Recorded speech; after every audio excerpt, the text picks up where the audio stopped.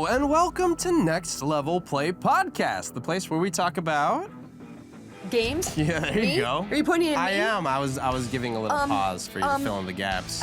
Video games? Exactly. Esports, movies, pop culture, as you made fun of me for the last episode, the general zeitgeist. Wow, are we adding that to the intro? I kind of love it. Now it's a permanent mainstay. I kind of love it, yeah. We talk about all things gaming here, and we are your best source for all things gaming. Indeed. We make hot takes. We have exciting guests. Yes, we will be having a guest on today. Sachi will be back, so stay tuned for that. It's true, because the future of esports, gaming, and the zeitgeist is right here. Right now. Next Level Play.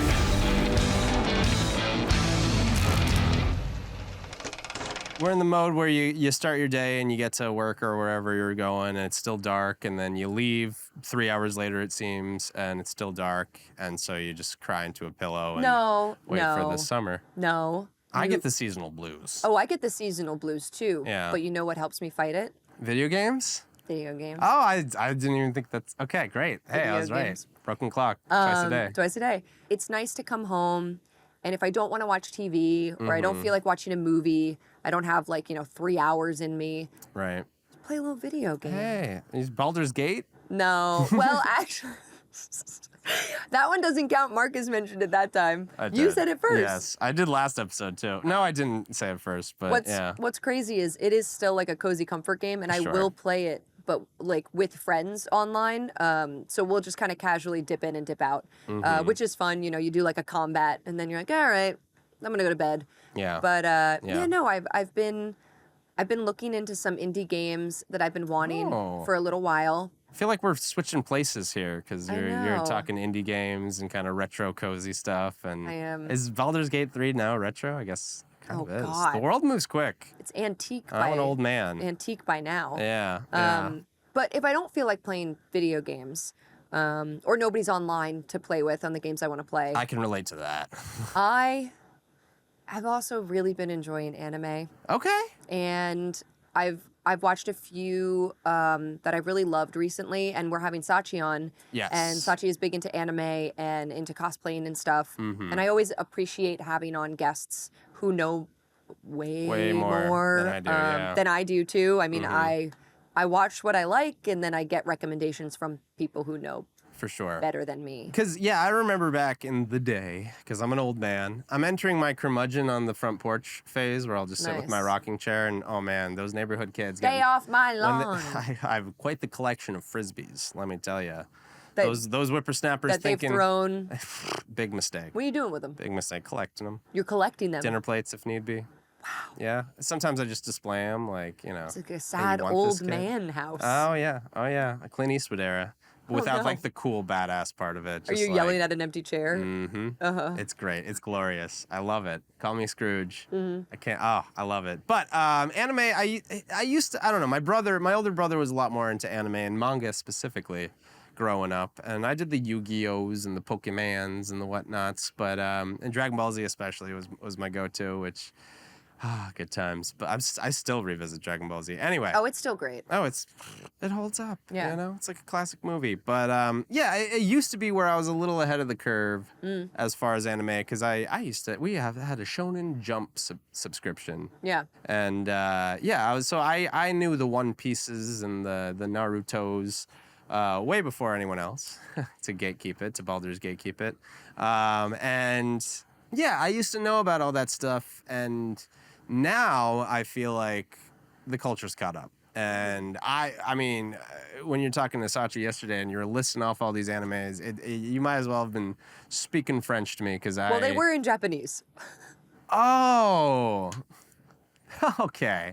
That makes sense. Okay. Yeah. That's why I was a little confused. Exactly. But I'm so behind now where I don't even know where to start as far as anime. However, I think it's really cool that it's something that used to be so niche is now just very much a mainstay in the culture. And it's not like a dorky kind of thing that you have to watch in the closet. And it's very much part of the fashion and part of the culture. Yes. And it's just really cool that that's the world we now live in, is where, obviously the nerds took over, a couple decades ago at this point, but anime is no longer like a secret little society. Yeah. It's part of the zeitgeist. Well, yeah. I find it in the zeitgeist. I find it interesting too because I feel like back then, you know, the Shonen Jump days and like Toonami. Yeah. Love Toonami. It sort of did feel like a trend. Like it was like, oh, this thing that's popular in Japan is sort of making waves in the U.S. and kids like it. The kids really latched onto Pokemon. Like, wow, okay. Oh, yeah. But I think it's safe to say it's not really a trend. It's here to stay. Very, very popular, and I Yeah. think it's only growing in size, in fandom. But then also, like you said, there's so many animes. I can't keep track of them, and like they're really spread out too. Like it kind of used to be, Cartoon Network had the shows. Pokemon. What was Pokemon on? Oh man, Fox. No, not Foxbox. It wasn't Fox. It was WB or maybe. Yeah. And it was like that was on cable, but now because of streaming and stuff, like Netflix has a crazy selection of anime. In fact, when I first started watching Naruto, I started on Netflix because I had a subscription, and it only goes up to like episode 600, which is not the end of the show by any means. So I like watched that last episode and I was like, that didn't feel like a finale.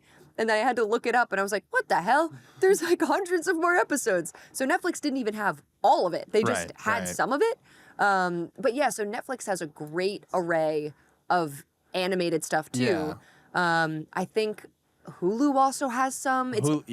It's really spread out though. For sure. And it's funny too, because I used to be like, oh, I want to go and revisit the nostalgia of the Pokemons of my youth. And I was like, oh, Pokemon Indigo League, that must be like season 8 or something. I did not realize that was like the original. Yeah. Yeah, so it's called something like that. I don't know. I'm an old man, but I thought you were gonna be like, it's like season 75. Yeah, no, they went back and kind of renamed it as Indigo League or was something. Was it not like Pokemon Red or like? No, definitely not. No. They have for the original Kanto story.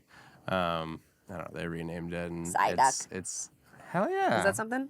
Sure, I like Psyduck. Okay, it's my jam. I can relate to Psyduck quite well.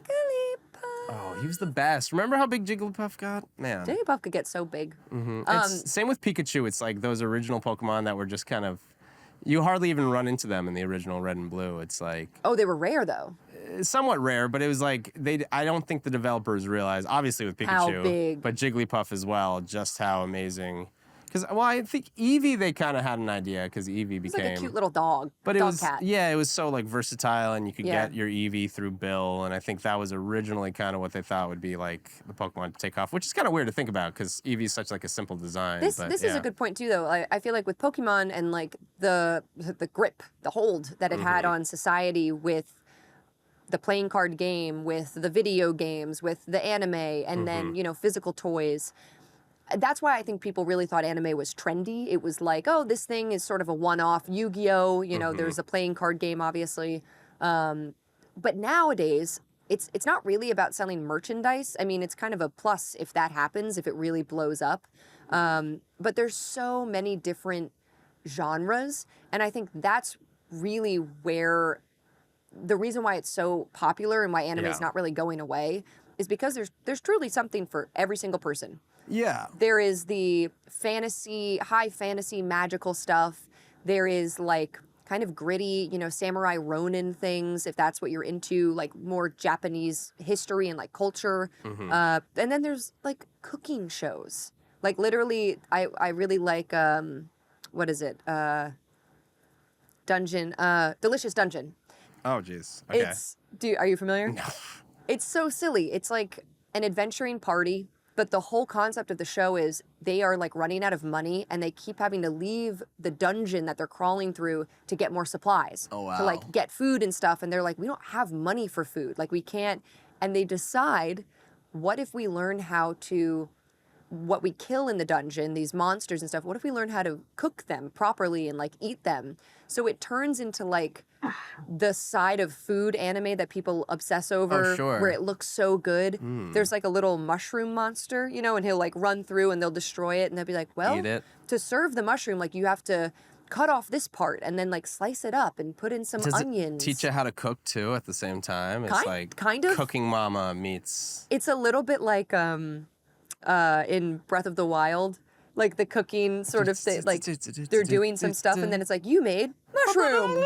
Yeah, hell yeah. But yeah, so like there's an anime for sort of every mood you're in or genre that you're interested in. It's like where's I feel like the line's now gone of like between parody or satire anime to it just being, hey, yeah, now that's an anime. You know, yeah, maybe. There was One Punch Man, which I felt really honed in on like the satire side where it was poking fun at these tropes. Right. And I think that now happens just naturally. Kind of seamlessly. Well, there's a sense of humor, I think, to anime. But that's the thing. It's like you can't put it in a box anymore. Back when, you know, anime in the 90s and I guess early 2000s, it had such a style. It had a style, but also it was still such a, I don't know, more niche thing where it did all feel like there was a monoculture within it. Yes. To where now it's gone from that to something that's like a trendy niche type of thing to where it's like, oh, that's an anime. Now it's like you got to get more specific because that's like saying, oh, that's a video game. Which in the 70s and early 80s, there was only a few video games. Right, and I feel like anime was the next kind of thing that, you know, blew up in Japan. Video games, the origin, like, yeah, there's a lot of Japan, but it's not just, you know, coming from Japan. Anime very much is a Japanese thing.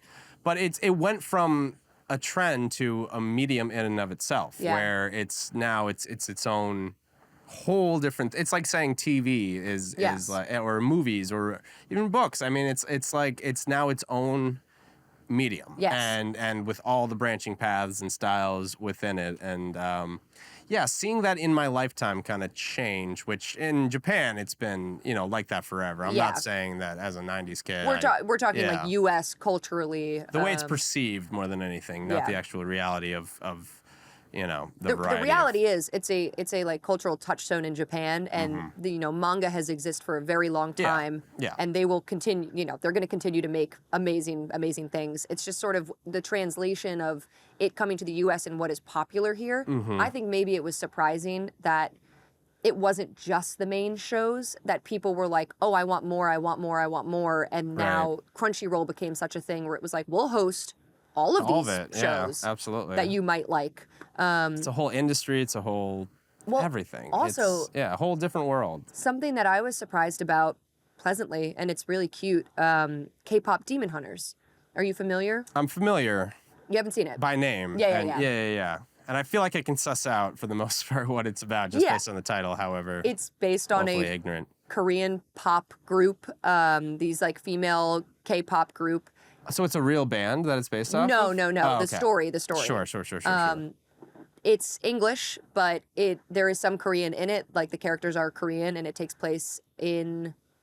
Where does it take place, actually? Is it in Korea? I don't know. But they're demon hunters. Okay. There's magic. Was it created in Japan or in Korea? I think it's Korean because most of the voice actors are Korean, and the singer... Jay, what's her name? Jay. She is a like K-pop singer who has written a bunch of stuff and has her own music, and she wrote all the songs for it and sings the character. The voiceover actress is different from the singer-actress. Sure. Interesting. But like I watched it because I was like, oh, it's like popular, whatever. It's on Netflix. And man, it is not only cute story, like good story overall. There was a lot of references to things, and I watched some interviews after with the creators. There was one part with like, you know, the anime like crying eye thing. Like they included a lot of these kind of like tropes. Easter eggs, tropes. Yeah. There was one where her eyes become like ears of corn, and then she's so excited that popcorn comes out like tears. It's a good visual gag. And it's really funny, and it was like really cute. And they talked about how they pushed for that. They were like, we had this silly idea, and we were like, is it gonna work? It's not in the realm of this animation style. It feels Looney Tunes-esque almost. Almost Looney Tunes-esque. In a good way, yeah. But, and the songs were also amazing. Highly recommend the soundtrack. We're going up, it's our moment. But the cutest thing that I think, you know, why I continue to believe that anime is not just a trend in the United States and that it's like very popular. Walking down the streets of New York City and seeing like these little girls and little boys in like K-pop Demon Hunter backpacks, and they're singing the songs. These little boys on the bus are like, my little soda pop. And I'm just like, this is incredible.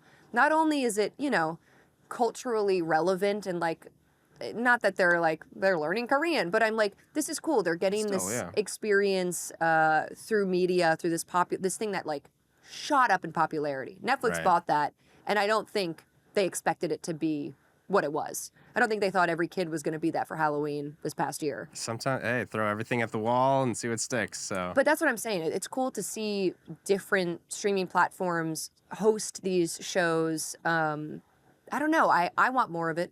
Personally. Yeah, I mean, I'm curious too, and I assume the answer is yes, but again, I'm just musing. I'm curious if it's the same outside of New York too, where, my hometown in North Dakota. Are they watching K-pop? If they're watching K-pop Demon Hunters, or if they're a little behind the times. Oh, they're not there anymore. Oh. We all got the fuck out of Dodge. Okay. Yeah, no offense, North Dakota. You're great. It's nothing personal. Stay warm. But yeah, I'm curious if that's the same everywhere. And I don't know, just a little bit of a segue. This is something I've asked before, I think on this podcast, but in general, for sake of argument, and pardon my ignorance, if K-pop Demon Hunters, hope I'm saying that right. Yes. If it's produced in Korea, does that still make it anime? Well, or does it need to come from Japan? Yeah, this Genuinely is curious. I don't know, and I don't know the answer, and I feel like I talk about anime sometimes more broadly. Like there was the U.S. produced show Blue-Eyed Samurai, which yes, incredible. Did you watch it? I worked on the marketing team when I was on Netflix. Yeah. Incredible show. If you haven't seen it, I highly recommend. I got laid off before it got released. But hey, you don't know not them. their fault. You don't know them anything. Yeah, writer's strike. Rough times.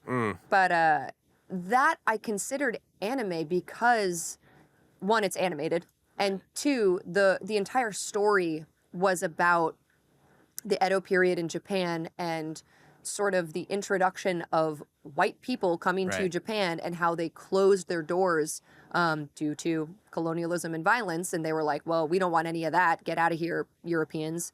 And sort of this storyline of like mixed race children coming from that time period. And like, it's really heartfelt and like brutal. Like, it's an amazing story.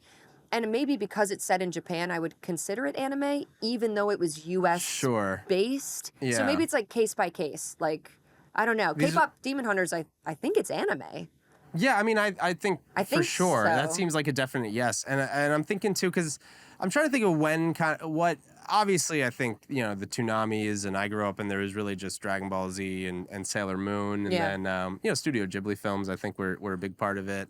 Pokemon I think that was a huge step. Obviously, Pokemon blew up, and we didn't even realize it was anime. No. As a kid. It's like you didn't really make that connection. But I think a huge influence, at least in my circles and my very like specific 2-3 years of like middle school and late elementary school, was Avatar: The Last Airbender. Yeah. Which very much American, but it very much obviously inspired by anime. And so I asked this question too: is that anime? And I'd say I would no. Say yes. Oh. Compared to like K-pop Demon Hunters, and I don't really know what it is the difference, but yes, and I think that is what I point to when I'm like, this is kind of where the culture kind of shifted to where anime became a lot more mainstream and normal, and I don't want to dilute anime too, like by saying all animated stuff is anime, and maybe like, is it, if it has manga, then it's anime? Like, is that because if that's the case, do you need to have a manga in order for it to be anime? I don't know. This is interesting because I feel like as we expand, and U.S. will produce shows, Korea, China, anybody else who's making these animated shows, like, is it anime? Mm-hmm. Does it not get to count as anime just because it doesn't come originally from Japan? Right. I don't know. I feel like, and I'm very curious. And to me, again, I feel like when the head of boards and the suits maybe you realize like, oh, there's something here. Yeah. Again, with Avatar, Nickelodeon was producing a lot of different shows. I don't think they expected it to. Obviously, there was a lot of money put into Avatar: The Last Airbender, but it blew up. Yeah. And I think that, to me, is the moment where it was like, hey, this is here to stay. And the question is why? I mean, with shows like Fairly Odd Parents and like other things all happening that were like quite popular, like very, very popular. And probably cheaper to produce too compared to Avatar. Yeah, maybe. Yeah. But there was something very special about Avatar, and I would be remiss to not say, to like disinclude that it is very reminiscent of Japanese anime. And 100%. Mayhaps that's why. Yeah. Yeah, I mean, taking what works and running with it, but... Well, it's also, this is a question, too, posed yeah. with anime as trend. Is it because we're nostalgic? Is it because of growing up in a time with Pokemon, Avatar The Last Airbender, things that kind of were not fed to us, but like we're existing? Do we now look to anime as a comfort, as a nostalgia? That's a good question. I don't know. What do you think? I mean, yes, somewhat. It's it's like we've talked in the podcast. You're chasing those highs from childhood. Always. And so yeah, it's things that kind of remind us of those simple joys and those discoveries as a kid. Like definitely, there's a lot of money to be made on nostalgia, clearly. But one thing that does give me comfort, and Blue-Eyed Samurai was great. Avatar: The Last Airbender, obviously great. I will say something that gives me comfort is instead of, all these studios trying to, make these shows. Make the next. Yeah. We're importing it and we're dubbing it, So we're still keeping it very much, within the culture of Japan and Asia and everything. We're not just trying to bastardize it and overly Americanize it. I think we're in too global of a world for that to really work. I don't think it would work. Yeah. I think people would smell that a mile away and just be like, oh, so you try. Which I will say, there was the show, and it was fine. It was fine. Neo Tokyo. Okay. Do you remember that one? Ezra Cohen voiced the character, the main character, or maybe he even conceptualized the whole show. I forget. It was fine. It was an American anime, very reminiscent of Japanese animes. Even I'm saying, it was an American anime. I don't even know if that's... Is that yeah. I don't know. Sounds like an oxymoron. Boondocks, yeah. Boondocks. Yeah. That's a tricky one because it's more inspired. I don't know if I would call that. And I think that's the difference. It's like inspired by is respectable, but trying to take that it's just uncouth. And similar to anime, which is derived from manga. Right. If we're gonna put it in a box type of thing. I think yeah. Yeah, the Boondocks is a show that is taken from a comic strip, like a newspaper comic strip, but by the same creator and adapting it into a show.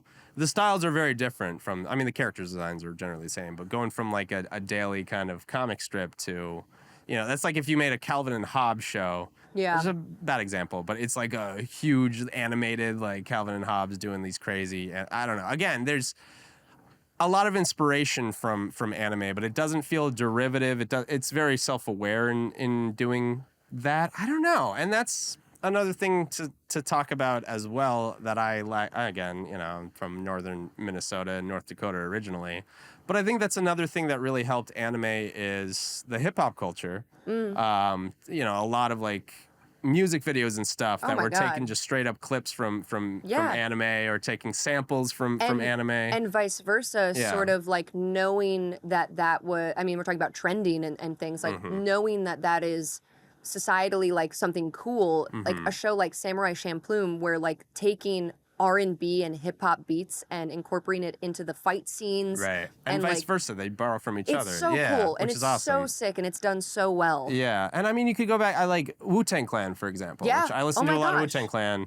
Kung Fu movies. They were taking clips, 100%. sampling. Huge inspiration for the Rizzes and the Jizzes of the world. And they were very open about it too. Oh, yeah. And they were just like, fuck yeah, we love this stuff. 100%. And that's people dope. are like, that's cool. Yeah. And so then it became like a lot, a lot cooler again, I feel like that deserves a lot of credit, the hip hop culture. Yeah. Well, also, and I think this is where this like passion for anime comes from. Like, it seems to the outsider like, okay, you like this nerdy TV show or something because they don't understand what anime is. Right. But it has had such a large effect on so many different groups of people that the passion, the love of anime translated into hip hop or into any other art form, adapted and sort of piggybacked off of, inspired by, and then translating also into cosplay. Sachi, who we're interviewing in this next segment, super, super inspired by anime to do her cosplay. and video games and stuff as well. Yeah. But I think like that's an art form all on its own too. Kind of taking from a manga or from a TV show if the anime is out and figuring out what you want that costume to be, interpreting it your way, making it if that's what you're into with cosplay. And I just find that really, really cool. And the fact that there's so many now that I see people, I don't even know what it's from. But I'm like, hell yeah, cool costume. What is that? I don't know. I love it. It looks good. It looks good. It looks good. I can barely keep up with anything other than movies, and even that's almost impossible. So that's why I just get so overwhelmed by the options of anime, and I really want to get back into anime. I think the pace of most anime is a tough entry point for me, where everything has hundreds of episodes. It feels like there's no like little mini series of 7 episodes or something I can just kind of. You gotta be ready. Binge watch. You have to be ready for the cut sequence of the same action reaching into a bag happening for about a full minute. You would just have to. There's a charm to that recycled animation, though. Mentally prepare. But I will say, with more modern animes, I think they have sort of adapted, to the brain rot, attention span, ADHD, sort of that we're all serving lately. And I've really enjoyed, I watched Frieren, which is a slow-paced anime, but not because of that reason. Okay. But because the story itself is like, I don't know, it's just, I personally, after I finished it, everybody highly recommended it, and I was like, guys, it was mad slow. But then I was like, no, actually, that was the point of that anime. It was meant to be watched and sort of digested instead of, the bing, bang, bang, bang, bang, bang, like everything kind of happening all at once. Yeah. Which, again, just goes to show different animes. Like, and for me, I don't need, like, 60 frames per second and gorgeous art in my anime. It's not, if it's same with video games where if the experience is great, I don't care about graphics. I'll take 8-bit if the gameplay is good. And I think with anime, and same with movies, like I love a movie that takes place in just one little room that I can tell they shot for 50,000. If the performances and the editing is sharp and it has everything I need for a movie, then sometimes I prefer that than the style over substance type of stuff. So with anime, as long as and in that case, I guess the story is solid, then like I don't care if it's choppy animation personally. Like I want the escapism. You know what you just made me think of too? What's that? Like Castlevania. That's another example. Is that anime? Again, I think it's American produced, I believe. Yeah. So it's tricky to rock a rhyme. That's right on time. But do you remember that game SSX Tricky? I do, the snowboarding game? We're PS2, baby. PS2, baby. Man, they don't make... Let's just have a little pivot here. They don't make extreme sports games like they used to. Dude, SSX Tricky, Tony Hawk. Tony Hawk Pro Skater, all the Tony Hawk games. Up through Underground 2. That was I also had ATV Off-Road Racer. Oh, wow, okay. Which, like, dirt bikes and ATVs. Such a good game. And then even the skate games were good. They were totally different. I never played the skate games. I was only Tony Hawk. Yeah, skate I got into later because it's fun. It's more realistic and there's some cool stuff up through like Skate 3. But why is there nothing good on the market for like snowboarding and skate games? I'm sure someone will disagree. But like what a lost genre. God damn. Also, what happened to that? Like the fun party-esque skate and snowboarding split sims. Screen, you're all going down the man, me and my sisters, SSX Tricky, we would play that and we snowboarded as well. Okay. So it was like, in an off season, not winter time, you know, we're playing that game and we would just be like, I can't wait to snowboard. Sports games used to be fun, man. Yeah. NFL Blitz, NBA Jam. Backyard baseball, backyard basketball. They did bring that back. Backyard soccer. Backyard football. The re-releases of Backyard Baseball, you don't have to re-release every year, okay? Are they doing it every year? Yeah, it's like, Backyard Baseball 97, and then next year Backyard Baseball 98. I love Backyard Baseball. Just do a little, they're the same game, just do a little compilation. We're all going to be playing as Pablo Sanchez anyway. Oh, Pablo Sanchez, my freaking He's the GOAT. boy. He's the GOAT. Backyard Baseball, now being ran on Unreal Engine 9. Seriously, it's, again, you don't need to re-release the sequential. Are we going to do Madden 98 re-release again? God, I hope not. Do a compilation. It's like if they could make one sports game that was like reminiscent of those couch co-op sort of hanging out party game style, what would you want the sport to be? Like what would be in this day and age? Yeah. You know, what would hit? What they've tried with many games that have come out in the last 10 years are dodgeball games. Have you noticed that? There's a bunch of dodgeball-esque games that have come, which is kind of good for that type of... Because, what's the game? The Rocket Car game. Oh, Rocket League. Well, that's more soccer. It is more soccer, but I feel like it's adjacent to like you're hitting, like you have to like hit off stuff and like do Rocket stuff. League was, I mean, that is kind of the sports. Yeah. So I think dodgeball would be, might be. Rocket League's tough to play casually, I've noticed. Is Fall Guys a sports game? It should be. Fall Guys is kind of like Takeshi's Castle. Or Most Extreme Challenge. It's a party game. Yeah, but I mean, it is kind of sports-esque and... Are fighting games sports games? Oh boy, be careful with that take. Like an MMA game. Well, those are like more sim games. There's simulator sports and then party sports games, right? So it's like... What would you call like a ATV off-road, or what would you call like Tony Hawk? I would say that's the perfect blend, though. Yeah, but that's more party-esque where it's not, taking itself too seriously and...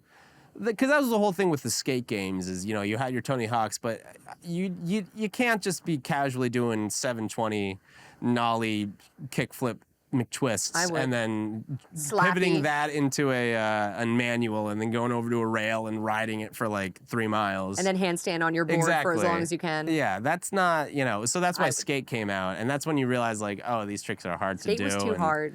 That's kind of the point, and that's more simulatory. But at least with skate, you had like these ridiculous skate parks, and you were able to do really crazy things with no consequences or bruises. So what's your final answer? Oh man, again, listen, I'm an American football guy, but that's so niche and so hard to like kind of translate. I would love a good like party basketball game, with like NBA Jam, but just a little more. I don't know. You remember the Mario basketball one? Wasn't there a Space Jam game? No, but there should be. That kind of thing would be a great idea. Yes, you did. Great job. I just did it. Super party-esque basketball game, because that's kind of... And you're Taz. Yeah. And you're going freaking crazy. Because I think soccer, that's the most universal sport. Soccer, yes, but like there's no... I don't feel like there's a need for... No, I don't think there's a need for it. There's not a market. There's a lot of soccer-esque games. I don't think there's a market for the party soccer world. Like if you want to play FIFA, you play FIFA. Like that's your party game. You play with your friends. Rocket League, I guess. Yeah, I guess that's kind of soccer-y. I feel like there hasn't been a Mario basketball game in a long time, which those weren't even that great when they came out. Because he's so short. He can't dunk. I feel like there was the Mario Strikers. Bugs Bunny can dunk. Hell yeah. Mario can't dunk. There's been... Since NBA Jam, there hasn't been, which is very much like you're still playing as NBA players, and it's very locked to a court. I think American football is just a little too, there's too much going on with too many positions and stuff where that's hard to translate. Basketball is a generally simple game. That's not soccer. That's been done a million times. I kind of like, now that you said dodgeball.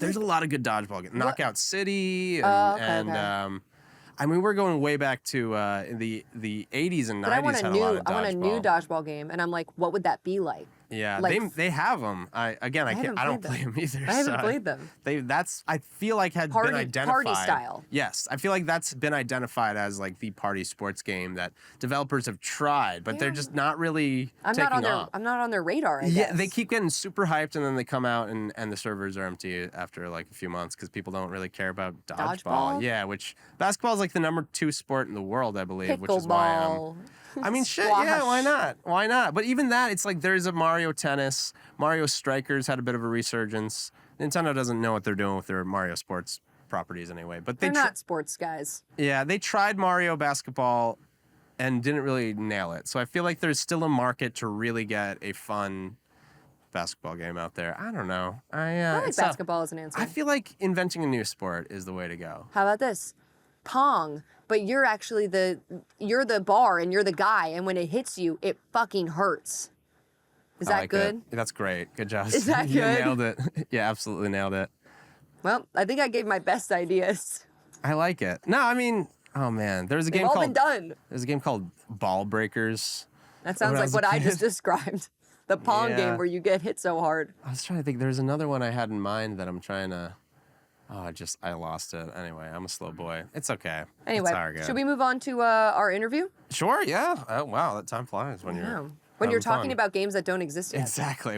This is why I'm not a game developer. I'm like, I don't know, I just do basketball. Well, the thing that you and I love to do is to sort of like reminisce on games that had such good quality, and I feel like we made our point with like. It's kind of been lost. Like, they don't make the SSX Trickies, and they don't make those games. The fun has been lost. The fun has been redistributed into other kind of party games, which are fine. Yeah. Which are fine. It's just fine. I'm very excited, though, to talk to Sachi, who we're going to have on, because Sachi is also a PlayStation 2 girly, just like us. And I can't wait to talk more about games. Yeah, we're all PlayStation. I'll take that. We're PlayStation 2 girlies. You know why not? Yeah. Yeah, we all love the PlayStation 2. We do. And I can't wait to talk about games, and especially the first game that got her into video games. So stay tuned for that. We're talking to Sachi next.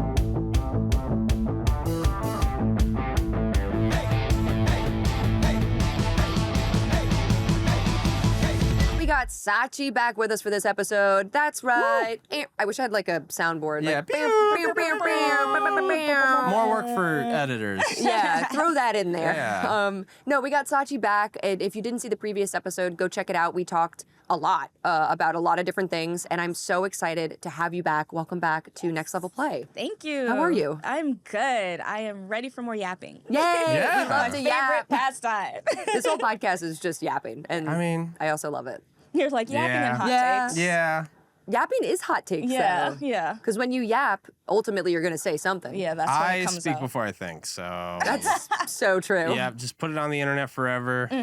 That's What's for the no worst that can worries. happen? No Yeah. worries. What's the worst Just your that can digital happen? footprint. It's all good. They clip it and it goes viral? What? Forever? No. Forever? People in my DMs, it's fine. Sachi, Keep 'em coming. if nobody saw that previous episode, please let the people know who you are, where they can Yes. find you, what you do. Hello, I am Sachi, your local magical gal. You may know me as Chibi Thot. I'm a cosplayer, streamer, content creator. I talk about fashion. I am a huge anime and manga nerd and movie nerd as well. Yeah, I do nerd stuff, and I'm local. I'm from New York. I throw a lot of events. I host a lot of events. I'm also an esports host and entertainment host. Yeah, I do things. A lot of stuff. You always have to say it, and then you're like, oh yeah, I do that. You start listening good. stuff. Yeah, you're like, you start listening stuff. You're like, damn, I do a lot. Yeah, it'd be like, easier to oh, list snap. things I don't do. Right. Yeah. hell Sachi, yeah. what do you not do? I don't do math. I don't do math. I don't do math. I had to take my math class multiple times in college and in high school. I mean, Yeah. I took a class called Everyday Math in college, and I got a B. you know So- what? That's applicable though. It's like Yeah. I don't use calculus And I ever, got a you know? B in everyday math. So that's So B's. I don't use algebra ever. B doing is a good. B. Doing for about math. a B in Yeah. math. Yeah, B is pretty good. Marcus, what do you not do? I also don't do math. Hell yeah. I was good at math until. F math. Yeah, No fuck one it. needs math. You don't need it, kids. It's quit. true. I mean, They're hey, lying to you. it's almost like you have a supercomputer in your pocket or something Right. to like do all that stuff. But Unfortunately, remember when they were like, "You're not going to have a computer with you at all, or you're not going to have a calculator on you." They really honed down on that, and that's Oh, not true. Liar. Liar. Yeah. I use cursive every day. Yeah. Oh my Yeah, God. They don't no. even do they even teach kids No. that? Oh my God. Which I'm jealous. That was my worst subject. It's- Cursive? yeah, I still have terrible Marcus, handwriting, but cursive is writing. That was your worst subject? well, just the penmanship of it, Yeah. handwriting, Oh, okay. you know, and it's like, yeah, cursive. Mine was just like chicken sloppy. scratch thing. Yeah. Is your handwriting bad? Pretty bad. You literally Yeah. get graded on like how neat it was guess and I how it matched. forget, If your yeah. loop was too like thin, And you had to write it in the lines. Yeah, Do exactly. they even have to do that Nope. anymore? No. I used to be so jealous of people with like really good handwriting. I can read an analog clock. Oh yeah, me too. Yeah, we're Yeah. there. I know how to use one of those phones, the little Rotary phone, Yeah, yeah. the rotary phone, I'm still there. Those We're are up there. fun. They Yep. should bring them back. They I love should. this conversation. We're like, I can look at a clock Yes. and Yeah. tell you the time of It is day. 3:30. It's so satisfying to like put your finger in and it I feel Yeah. like that would do so good now. I We do should bring miss. it We back. need more like, because fidget spinners and stuff. Like we need more Right. tactile, Yes, like agreed. making a phone call. A lot of people are talking about like just tech design in general just sucks now. Yeah. Like we used to have like the cell phone design used to be cool, the camera design used to be cool. Can we talk about that? Like what's going on? It's all Apple's fault. I miss like the availability of different types of designs. Yes. And that was solely based off of the look. Just like, the look. Just the Yeah. design. Just cool. And being able to like fix things. Yeah. like I remember opening up something and buying a new part. Did you guys ever like switch the glass out on your iPhone? Oh, yes. And like I think it was like the iPhone 4. I used to get iPhone repair kits because I was cheap and I would rock the old model. And also the glass would break a lot because they were glass back, glass front, and I used to like swap set out us up for colors. Oh, yeah, that's and they would have wow. like skins. You could like buy new glass skins. That's and how they get you. I used to swap it, but that we were talking about this earlier. It's like the 80s, and it's part of, monoculture being not a thing anymore, and everyone kind of does their own thing. But like the 80s had such a distinct look with the little neon. Yeah, with the neon and the sharp like little lines and the fun stuff, colors. And that bled into the early 90s, which early 90s fashion was bonkers in a good way. I love the grunge, the 90s grunge look. Yeah, there's the grunge looks. personality. And it's coming back. I always say like as a fashion addict, the trend is like a 10-20 year cycle all the time. So like we're all doing Y2K now again. Like I wish we would fucking stop. Yeah, guys, I think it's about time, guys. It's been like 3 years. Even when I was of the age of low-rise jeans, like I did not enjoy wearing low-rise jeans. They're like, nope, it's back now. We don't have to do it. I don't want to do it. I have a very niche gripe. Oh, okay. It's probably gonna get cut, but Taco Bell brought their Y2K menu back. But Wait, then, this sounds good.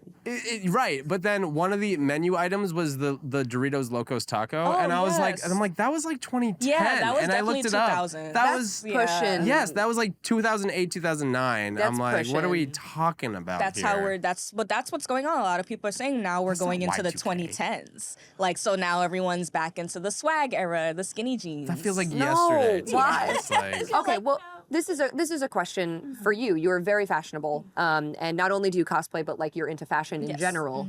What do you think is a trend right now that will not age well? That we're gonna look back and be like, why did we do that? I think overstyling in general. Like, a lot of people go for like the Instagram look, the social media look. So like outfits tend to look not functional. Like a lot of things just look good in picture. Good for a pose. Right, good for a pose, good for a post, but like actually wearing it, actually walking around, especially when like me, I still work. So being outside and seeing what people are actually wearing, it's like, you guys aren't really leaving the block with this outfit, are you? Oh, interesting. Yeah, and just like super, super big jeans. I love a big jean, but like there are limits, I feel like.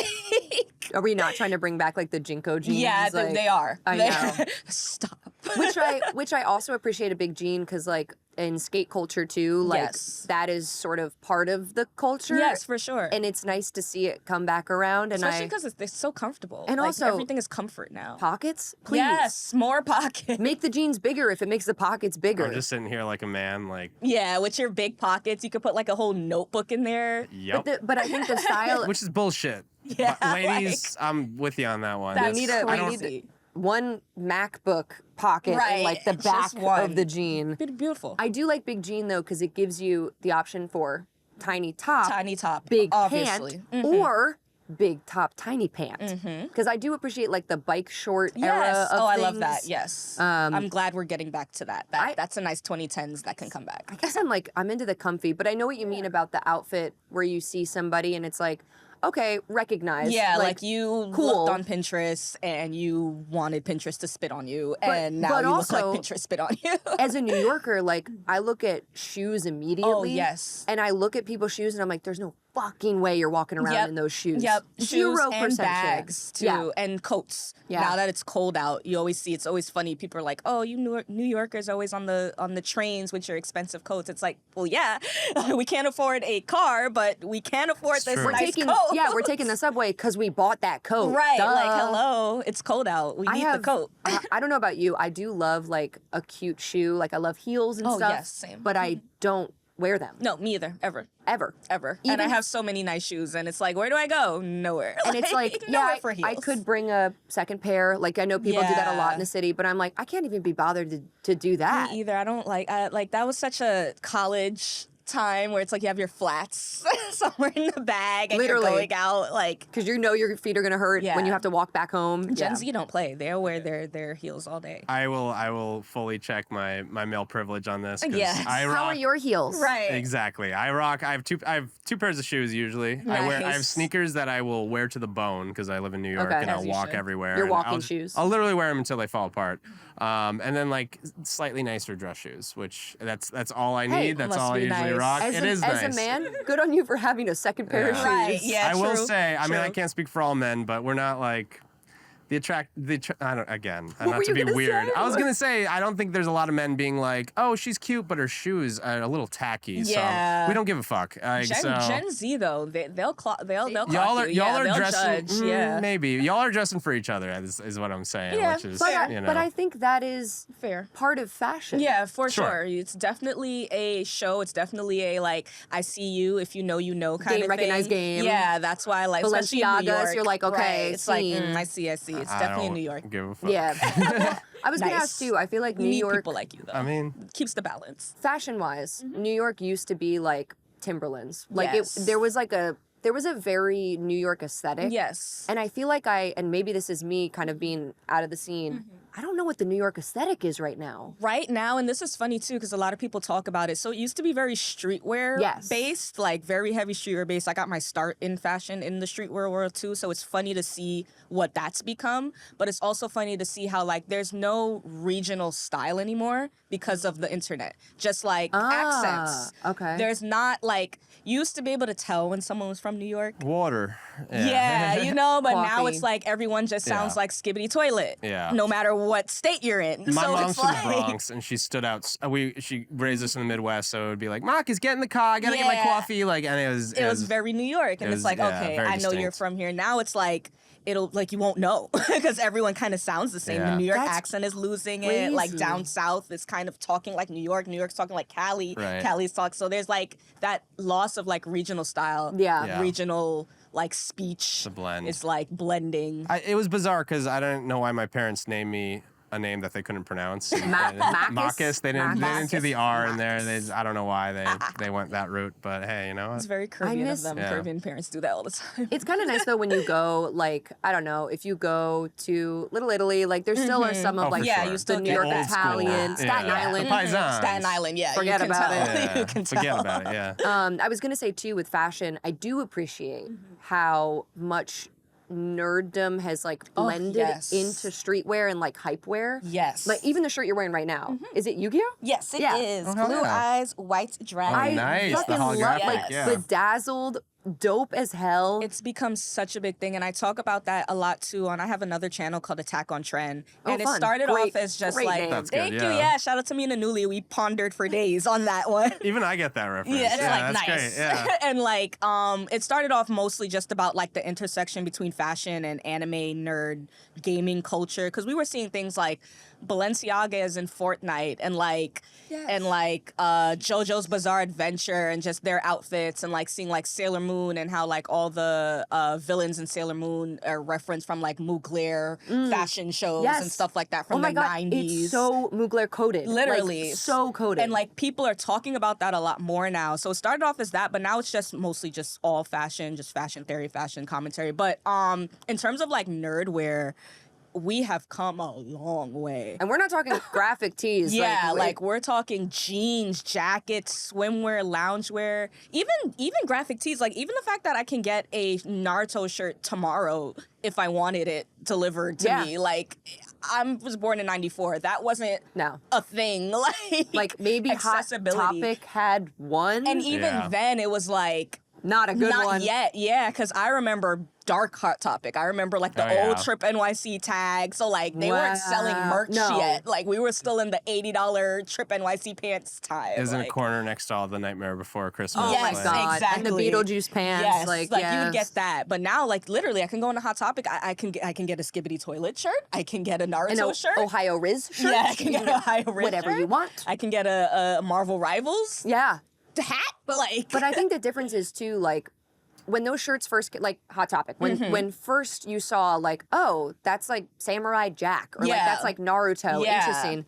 The shirts were, one, not really made for anybody but a boy. Yeah, very much so. And it was just like, it would be just like Naruto. Yeah, it would be like a manga print, one of one, just like. Like a rectangle, like they just took the page. Yeah, they would literally iron it on. Yeah, just iron on. Yes. And now it's like, kind of low key. Yeah. Kind of subliminal. Like maybe you'll have the Leaf Village logo on like a pocket. A little Akatsuki cloud action going on. Yeah. So a lot of designers now, since that was a big gripe with a lot of like the fashion people, like the nerdy people getting into fashion, a lot of the gripe was like, everything just looks like a graphic tee. Like everything just looks like they printed out a manga page and put it on. So now a lot of like smaller designers are like paying attention to that and really putting into like key details. So like it'll be like patterns and prints and like silhouettes and stuff versus just Naruto, like a data bio, like tagline on it. Yeah, so I love it. I think it's like we've really come very, very far. Yeah. I also think it can get a little oversaturated, and I do think there's a time limit on it. So I appreciate the designers who are paying attention to more like smaller niche designs, niche series and stuff like that. I think that's really important. I would pay money to be a fly on the wall in the Balenciaga boardroom when they're like, Fortnite. Like Literally. explaining what Fortnite is. That's what I said, because I'm like, again, coming from like FIT, I'm like, what do you mean Balenciaga's in Fortnite? Yeah, like, never in a million years. Like, I mean, and they made it look really cool. Yeah. Like, even like The Simpsons had like a Balenciaga runway thing for Fashion Week, one of these, right? So it's like all of these things blending, especially at a time where like there's so much more nerds now. Yeah. Like comparatively, like it's not niche, it's not underrated, it's not a secret thing. Like, and they're gonna sell. Everyone, I mean, it's gonna sell. And it does, unfortunately. Even more so, like even more low key, Instagram has my fucking number because they just know that I'm clicking on this stuff. Yes. And I can't help myself, but I'll see like Inspiration Kingdom Hearts. Yes. And it's like these kind of baggy balloon pants in with the like style. the straps. Yep. And I'm like, I mean, that is very much, unless you have seen Kingdom Hearts or played it, like you would never think like that's from a video game. You would just be like, oh, those are like funky, weird pants. Right. Even from like this collection too, they did like a Yu-Gi-Oh pant too, and it looks really, really cool. Even like the Nana Vivienne Westwood collab that just came out, which sold out, by the way. So someone is lying about not having money. I don't know who it is out there, but someone is lying. Vivienne Westwood is like my number one. So good. And everything that I see, like vintage stuff, you know, modern collaborations. I wish I had $1 million. $1 million. I cannot, and I mean sold out in minutes. Yeah. So someone is lying, or someone got another stimulus check. But I'm also like, who's buying all that and reselling it? And also that hiking too. it up because it's dead stock. Fuck you guys. Even like the manga, like it was like a limited edition Vivienne Westwood Nana manga, like a Nana manga. It came out during Anime NYC. It's like $200 on eBay. It was like a $20-something book. Yep, that's like, what they do. That's what they do. I'm still waiting though. If anyone has one, if someone's got one little cheaper. Me. I'll pay just a little bit extra, not more than $60. I'm also like, and this is like, obviously Vivienne Westwood, huge, but like, you know, more casual wear, like Uniqlo. Always has And collabs. Uniqlo is one of the first too. Like I remember the first time they did the One Piece. I still have my shirt. Like they always have really good collabs, and they're like one of the first who like. They make a good graphic tee. And they got the hookup. I mean, they do Disney collab. Like, they have all the they big did brands. Cause, like, they work with artists. They work with shows, movies. Yeah, I love Uniqlo. And I love the low-key, like, pattern stuff, too, because it's evergreen. It's like, yeah, graphic tees, like, sure, maybe I won't wear it as often if I don't really love that show as much anymore or something, but... Yeah, because you can wear it to the gym or sleep in it or whatever. Yeah. And... I also want to say for the nerd, like there's the video game stuff, there's like the anime and the manga. Yes. I'm also seeing recently like armor coated wear, like these hoodies that have like, love it. It almost looks like plate mail, like little faux pieces. It's also giving Vivienne Westwood that, very much so. I forget that, what was it called? It's like her silhouette. Yeah, sewn on stuff. Yeah, and like padding and stuff. I'm obsessed. Nightcore. Nightcore. It's become a thing. And again, like we get a lot of these cores from like Pinterest and stuff, like fairy core, Yes. dark academia, yada, cottage yada. core was Cottage core was fucking thing. which is still a thing, which is crazy. Fairy core, all that stuff. I love Nightcore though. I'm I very love big on Nightcore. chainmail. I just did a chainmail shoot with my cousin. Like Stop, I I wanna love. It's so nice. I love armor. Like I wish that was everyday wear. Like I Yes. wish we can go out dressed like video game Why characters. not? And we We'll be get- safer. we're getting Yeah, closer. we would Yeah. be safer. We would be safer. We are getting closer too, and that's what got me started into like fashion in the first place. Was like video games, like Final Fantasy X-2. Stop. Those dress fairs, seeing Unit. I was like, I love fashion. I think literally in 6th grade, like my fashion brain turned on because of Final Fantasy That's really X-2 cool. and Advent Children, that Final Fantasy movie. Okay. Tifa's all black outfit, Yes. the leather. I'm like, is she wearing Rick Owens? Like, and I'm like 12, and I'm like, what? Like this fit in her world, that was a normal fit. Yeah, like yeah. that wasn't even like a costume. So that's actually what made me like turn my brain on. Like the first cosplay I'm ever gonna do is the Tifa cosplay. It wasn't the That's first cosplay, but I did end up doing it. fascinating. That's Also- why I wore jorts every day in middle school, because of Crash Yes. Bandicoot. Yes. Not because I that's was why. clueless with fashion. It's definitely because of Crash Bandicoot. Topless with jorts. Crash, the, Yeah, that's- the yeah. definite fashion legend for sure. Yes. So this brings up a question that I wanted to ask you in the other episode but didn't get to. What was, if you remember, like the first video game that you wanted or like rented or bought where you were like, wow, I love video games? Trying to think. So I started my video game journey from do you guys remember those kind of like off-brand bootleg just plug and plays Oh, that yeah. already had games loaded up yeah. on Oh, them? yeah. Loved those. Me and my dad, like that's what my dad used to buy for me Oh my before we could gosh. afford the PlayStation. Yeah, the Pac-Man one. Yes, and And- like they had the Duck Hunt, so Yes, it come with a controller and I a gun. remember the Duck Hunt one. Yes. And then the Star Wars Episode 3 one was really good too. Yes. So Yeah. like anything with like a light gun was like always my thing because that's what I started playing on. And then I remember, I will never forget, I got it for Christmas, the PlayStation 2. I got Jack and Daxter, Precursor Legacy, I think Kingdom Hearts 1, Dark Cloud, and Ninja Classics. Assault. Yeah. Okay, I mean, whoever got that for you Yeah, had my good dad. taste. Yeah, shout out to my dad, man. He was For very real. much into like, you know, like the kung fu movies growing up and stuff, and like he was also a Marine, so like we had the Medal of Honor, we had Ghost Recon. Oh, like yeah. I remember doing Oh, Ghost yeah. Recon Those used to be missions with my great. dad. They were really Yeah. fun. Like I would definitely replay that first Ghost Recon. Oh, it's so good. It's so good. I had that for GameCube. Yeah, yeah. see? It's I excellent. love the image because I used to play video games with my dad too. Yeah. And there's something really special about one, playing a game together, but two, like he knew what you would like. Yeah, Because he played exactly. games with you. Okay, so then Love that. you got those games, you got the PlayStation 2. Yeah, I best want to say console. my favorite game though. I want to say I really liked Dark Cloud, but I guess I would have to say Kingdom Hearts.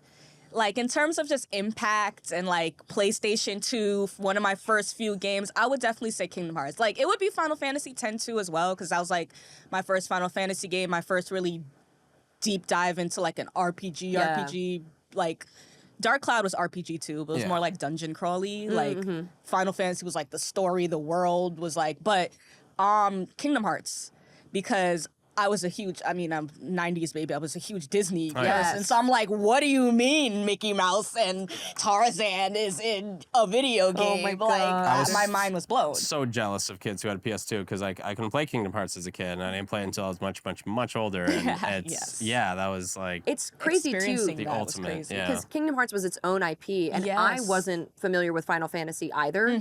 So, like, when I saw the game, I bought it because also I was like, oh, I guess it has, like, Mickey Mouse? Yeah, in it's it? like Yeah. a goofy Yeah. Donald, okay. But it looks like, cool. Like, it looks yeah. like older for older kids. It really But did look amazing. I'm so happy you said that because Kingdom Hearts, like, really set me on a path, too, Yes. to, like, discover more games. For sure. And I played the shit out of that game. I think the CD does not work anymore. one of Literally. those, And I yeah. think that was the first game that like I was playing that I actually looked up just game Yes. walkthroughs. Like that Oh, was yeah. my Back in the first day. introduction to game walkthroughs. I'll Yeah. never forget. I Literally Game same. Fact. Because Yeah. of the fucking Tarzan level with Clayton, I could oh not my god, that chameleon defeat thing. the chameleon. Oh my Yes. God, no. For me, it was Alice in Wonderland. I just made a Oh. post about this. I'll never forget it. So when she's gone, nobody told me you're supposed to leave.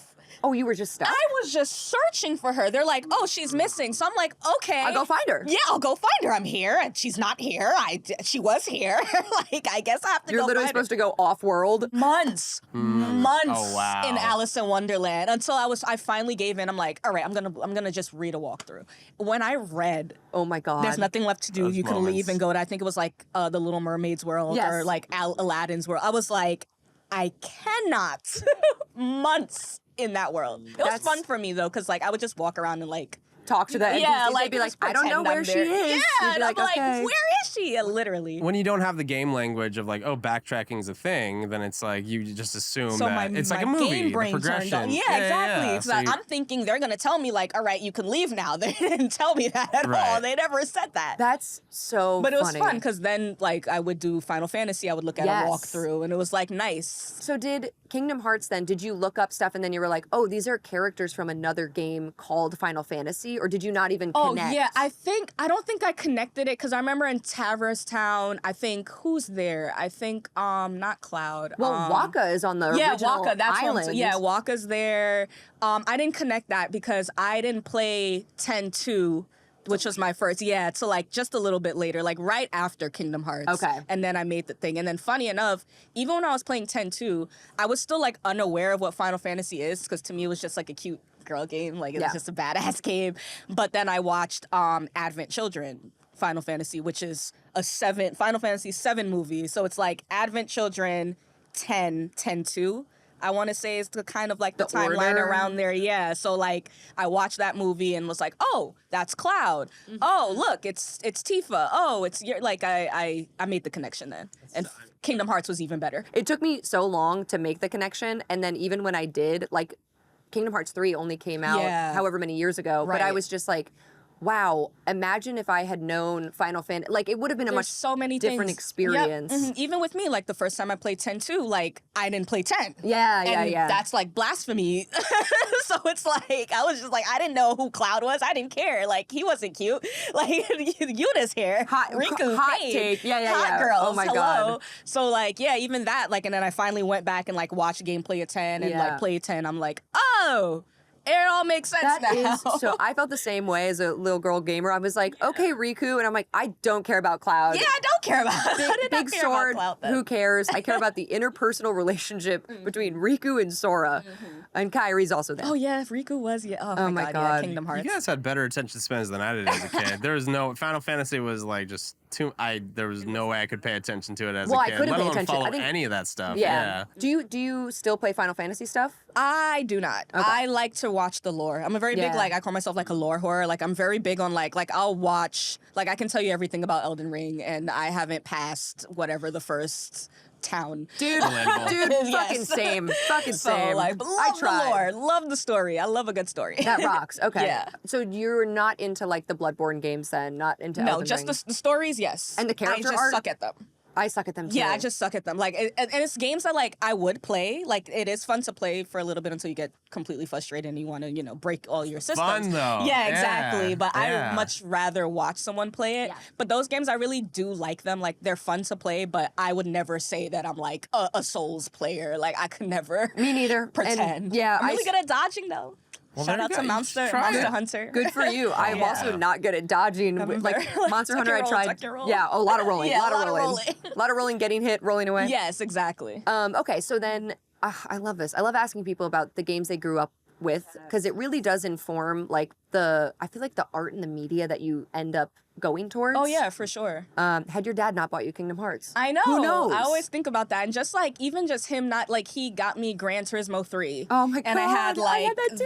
Oh, you had the whole setup? I had the setup. Oh, I'm Hell so yeah. Until this day, I always jealous. think, I'm like, where did it go? Like, I can't imagine we just threw out a freaking steering wheel, but I always think about that. And, like, yeah, and it was, like, split screen time. Yes. So it was, Yeah. like, me and, like, he'd be on the controller, and I'd be, like, still can't Cute. drive, but, I mean, yeah, hey, like. New York for you, baby. Yeah, exactly. And I Yeah. love that, like, he never, like, even just growing up, like I told you, I was like an only child. So like, it was never like girl toys, boy toys. Like I had like a Godzilla toy, a Buzz Lightyear toy, and like all the Bratz dolls. They were trying All of everything. them. They were like, let's see. All of them. All so of them? Yes, I loved Bratz. I love the Very Bratz big too. Bratz. So it was nice to like I would make my Bratz doll go on a date with Godzilla or whatever. Like, like it was nice like growing up with like Ghost Recon, but also like Bratz Forever Diamonds. Yes. And I'd play them in the Right. same day. Hell yeah. Like, God. it was a good balance. I liked it. Versatility. Yeah. It's the spice And of I life. think it definitely shaped me too, because there's this meme and it's like POV, you grew up with an older brother, and like everything that they're picturing, I'm like, damn, am I the older brother? You're like, I was my own Yeah, that older was brother. me. Like, oh snap! Like I was the skater emo scene chick My that was God. like playing freaking Tack and the Power Juju or something. You gotta fill like, those gaps Right. yourself sometimes. This also yeah. gives me that like joke funny thing where it's like, did we all have the same childhood? Yes. Where Feels like it. I yeah. mean, nothing that is Listen. personal to you. yeah, no unique experiences, unique everything experience. shared That in a good way. 1997 Matthew Broderick Godzilla film had a lot of toys Hello. that we all bought, and I have a lot of Mm-hmm. them. Plus that 1999 dinosaur movie from Disney, Yes. maybe 2000. Oh my God, the McDonald's toys. It was like little Oh yes, puppets. I was Oh. literally about to talk about Wait, that. what is Oh that my movie God. though? Nobody Dinosaur. remembers it, Is but no yeah, it one was just called remembers it. Dinosaur. It's called Dinosaur. It was It was early after CGI. Land Before Yes. Time. Yeah, way after, yeah. And yeah. it's early CGI. Yeah. It's like, is that it's not, it's like 3D. No, it was CGI. Yeah, it's Yeah, 3D. yeah. It's like it was all 3D. early CGI. I remember like full it, CGI. But I don't Came out the year remember what 2000. happened. Couldn't tell you the plot. Was it the extinction? It was a migration story, Yeah. and they had to get out. I mean, it's very similar to Land Before Time, but they're a Yeah. little more. I mean, Land Before Time was way ahead of its time. Yeah, it Yes. was. I gotta rewatch all that. Oh. Jurassic Park was the real. Yes. People don't realize. I wonder. I'm like, do kids like dinosaurs the way we did? No. Because the '90s, space and dinosaurs was all over the '90s. Everything, They yep. named the Toronto's basketball team Yeah, was the literally capitalizing off of the hype of Jurassic Park. Yes. That's why they're the Raptors. The Raptors. Like, And it's a great- It's great great. name. That ABC's dinosaur movie. had Oh a my God. sitcom about dinosaurs. That's a classic. Yeah, But with the did- obnoxious baby. It was like, Yeah, the little Oh. with the Yeah. teeth. I do Yeah. remember that one. Yeah, and he had like a blinks little weird. Yeah, big like, cheeks. Yeah, Yeah. exactly. Baby. There was a Whoopi Goldberg buddy cop film with a dinosaur. Wow, dinosaurs really had a fucking hole. Dinosaurs no, were it was a everywhere in the thing, 90s. yes. Tammy and the Oh, T-Rex. see? Tammy Oh and the my God. T-Rex. That's so Yeah. true. Kids, but that's why they don't care about dinosaurs. The dinosaur propaganda just went away. Jurassic World is a big franchise. Didn't but we true. also original Jurassic Park. admit, like paleontologists and archaeologists were like, yeah, we don't even know if all these bones are to the right guy. Oh Like, yeah. The magic went away. Yeah, they straight up, they were like, we fucked up. Like, we're not really sure if the Yeah. bones are Right. this guy, so he might not be that shape at all. There's And also the feathers, like most Yeah, dinosaurs then they're were like, oh, they're just birds. for sure. They're Well, just big there's birds. and people think that dinosaurs are fake and then it's all Yeah, conspiracy. I mean, that's a Well, big conspiracy theory. But there I'm not was saying that. there was a lot of fraud going on in the 19th century with archaeologists. yes, they were just like, building fake I skeletons. guess that's Yeah, what exactly, happened with yeah. like And the they're like- moon thing too. They're like, we got to discover a new dinosaur, and they would basically just hodgepodge one and be like, I'm calling this the Allensaurus Well, I after think- me, Alan. I think also Allensaurus, yes. For real, it's like that's what me, people would do. a man named Alan. Yeah, The dinosaur. I'm not even kidding. It's like, anyway.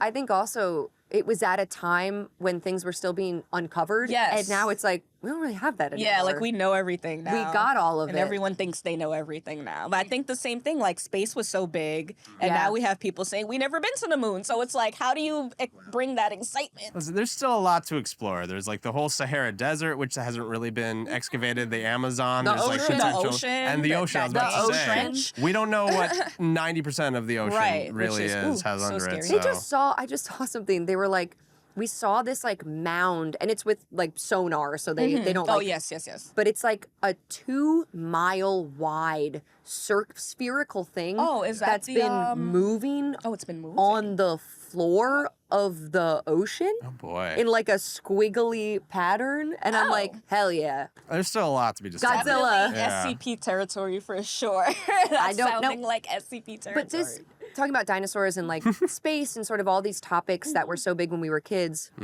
this brings me to what I wanted to talk to you about anime-wise, which is people who are not into anime or like not familiar with anime always think that it's like, okay, it's like a magical boy or Yeah. like superpowers or like ninja stuff. Yeah. And I don't think people realize that there are Yeah, many categories. Huge. Subcategories, like like so much sports genres. Yes. animes. Sports anime, fighting, there's non-fighting, there's just strictly slice of life. There's like strictly realistic, romance, like sad, just like kind of just plain sad. Heartbreaking, like Kimi no Nawa, just like sad shit where you're like dark fantasy, me the biggest Berserk fan ever, telling you don't do it, but also definitely do it. Also like Devilman Crybaby, just like stuff like that. Adult fucked up weird anime. Yeah.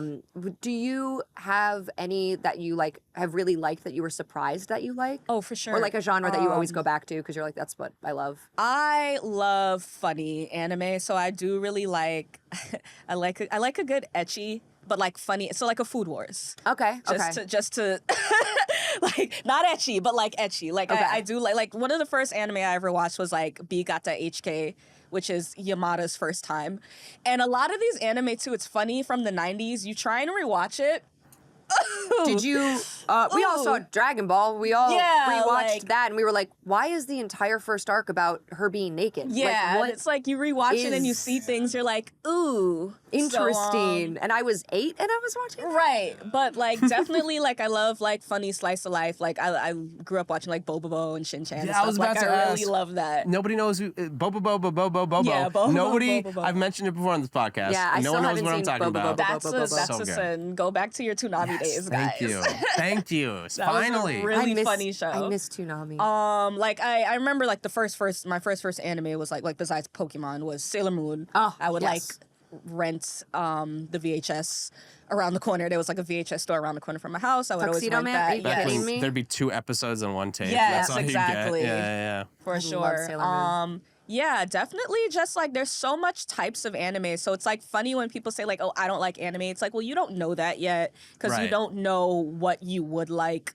There's sci-fi, there's mystery, there's dark, there's way more like mature anime, like and also, funny. you might be a dubbed person, and Yeah. that's okay. That is okay. If you don't want to watch a subtitled show because you can't focus or it's like not Yes. interesting, you might be a dubbed anime person, and it might be way more enjoyable for you. I will say this: I have just been watching dub recently. This is my I'm confessing right now, y'all. You are forgiven. I passed the age of like 26, and anime. I need to hear it.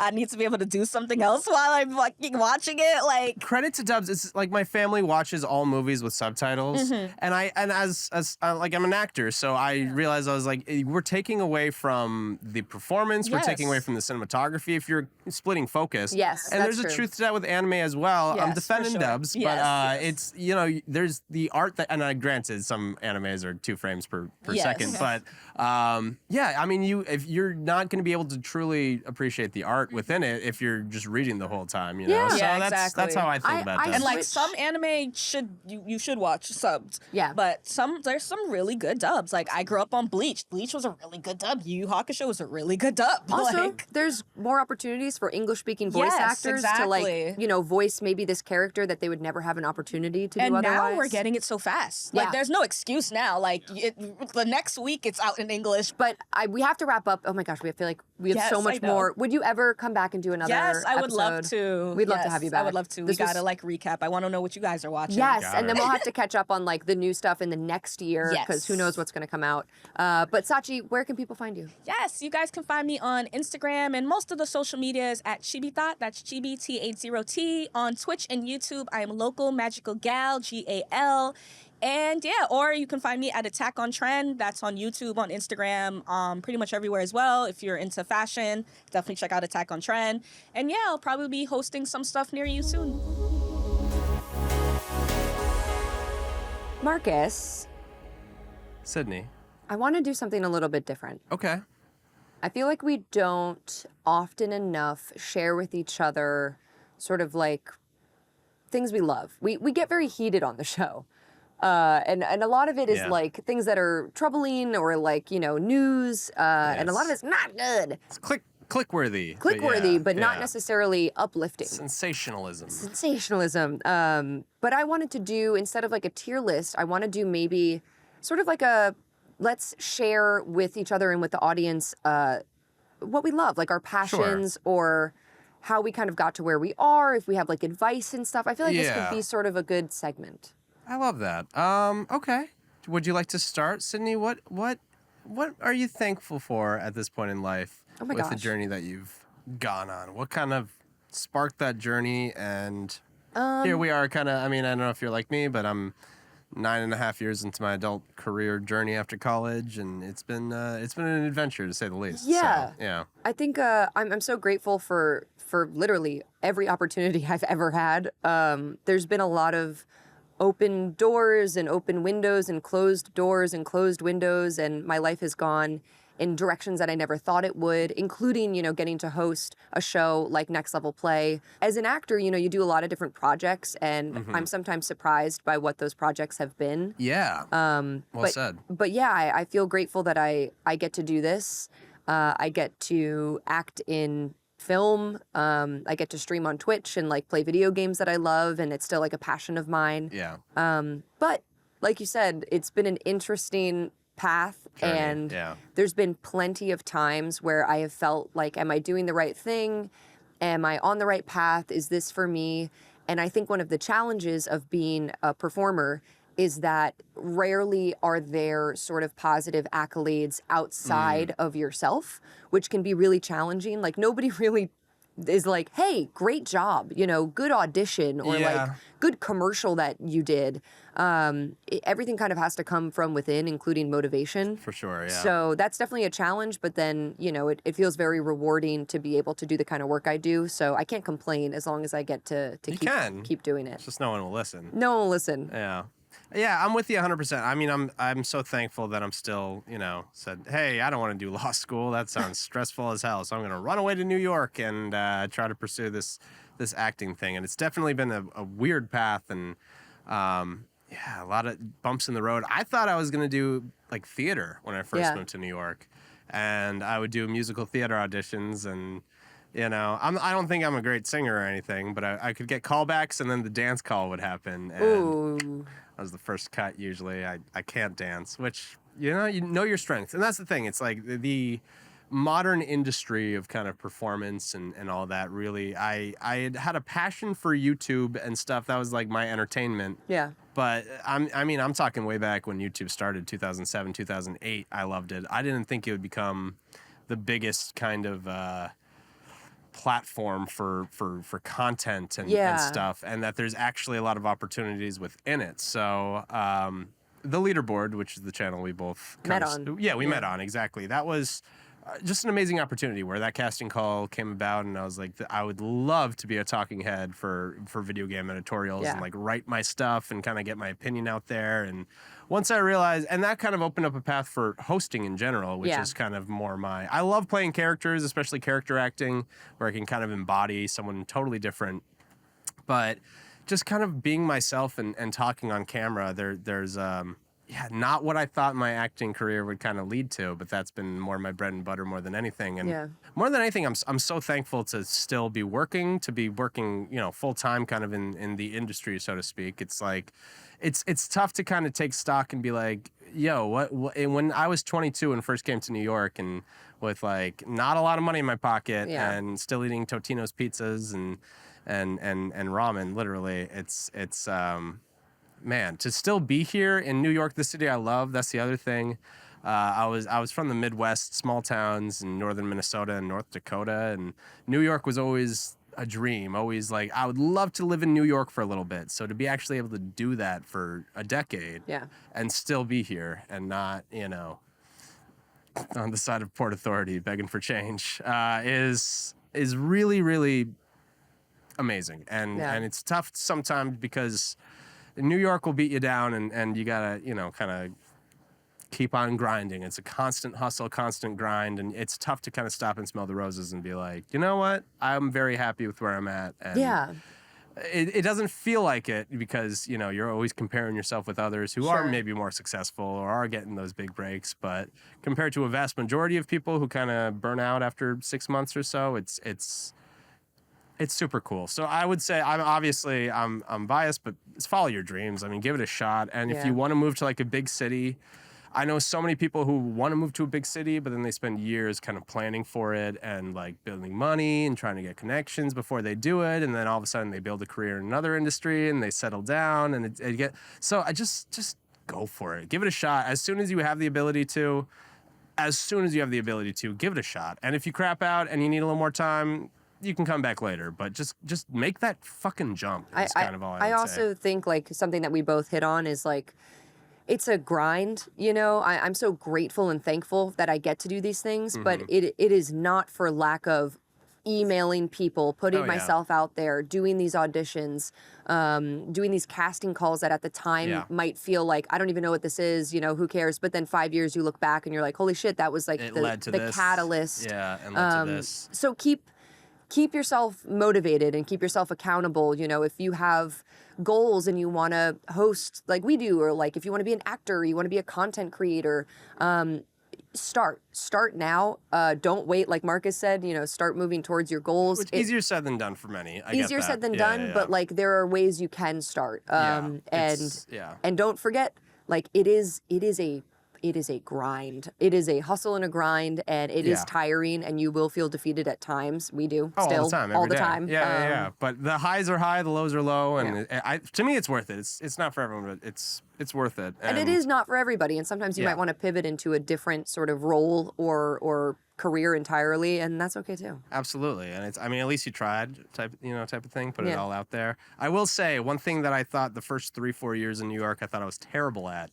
Is networking. It's all about networking, right? And I used to think that networking was chasing people down with your headshot and resume and bothering people and kind of trying to force that foot in the door. And then I realized once I was starting to get gigs, that's not necessarily what it is. When you do get an opportunity, be pleasant to work with. Yeah. Show up and do your job. Be on time. Be nice. Yeah. I mean, honestly, which I'm not always on time. Sorry, Chase, our producer. But no, really, that does lead to more work. That is what networking is. If people are like, hey, I liked working with that Sydney gal. Let's bring her back. See if she's available. Then I did a great job networking. Yeah, that's what networking is. Yeah. It's just like so many people, and you've seen it too, I'm sure, on set all the time, where people they don't seem like they want to be there. Yeah. Yeah, and now I'm a producer where I'm hiring actors and stuff, and it's like the biggest turnoff for me is I'm like, if I seem like I'm burdening you for giving you this opportunity, then why would I want to give you this? That's a huge one. More of an opportunity. So that's I don't know. Yeah, I mean we have to wrap this up because but I would like to bring this segment back and kind of talk about these things because I think people are interested. It's sort of a thing that you don't get to hear from the source a lot. It feels like it's gatekeepy. I mean, to call myself the source, it's like to give advice. I feel weird being in a position to give it, and a lot of people try to give advice. A lot of it's not great. So. I'm more so saying stuff. I don't know if it's advice. I'm just like kind of saying stuff. I'm no authority is what I'm trying to say. But yeah, maybe we'll call this like sharing is caring. Yeah. Faking it till you make it. Faking it till you make it. No, sharing is caring. I like mine better. But stick around. We have Samurai coming up next. Post-market news. I cannot wait to hear what he has to say. I mean, listen, this industry beats you down. I don't know if I can be beaten down anymore with the segment with Samurai Sydney. I don't know. This might be it. I'm going back to Minnesota. Breaking news at this hour. We have a postmark of our wonderful podcast, Next Level Play. Post-market news. Our segment with Samurai. You good? Little tongue twister. Segment with Samurai. You say it. What's in that mug? Segment with Samurai. Say that 3 times fast. Segment with Samurai. Segment with Samurai. Segment with Samurai. And now we've summoned you. Yes. Here I am. You summoned me. Whoosh. Summon. Post-market, I came with predictions. I came ready with predictions. How are you guys today, though? I'm doing okay. It's been a minute. You know, life is hard. Do you have any good predictions? I need some uplifting hope. I don't know, the world is bad. Everything's on fire. I'm sweating. Do you have anything that's going to make me feel better? Yes, it'll make you feel better. It'll lift my iron levels. I have a... Please don't lick. Please don't lick. No licking.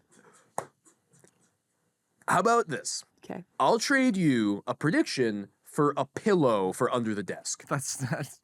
Okay, wait. Let's move on. What's your prediction? We hired you for a prediction. That's fair. No, don't enable this. This is not a quid pro quo situation. Why not? It could be a quid pro quo. I don't negotiate with My neck hurts. You're giving him consent to do things that I am not comfortable with. Sleep? Oh, I'm not allowed to sleep under the desk now? That's what you're doing. All right. Prediction time. I need something. Give me something. Sydney, I know you're a huge baseball fan. You talk about it all the time. Nonstop. All the time. I'm so close to Citi Field. I could catch a fly ball. Catch a fly ball, and you do. And you do. No mitt. No mitt.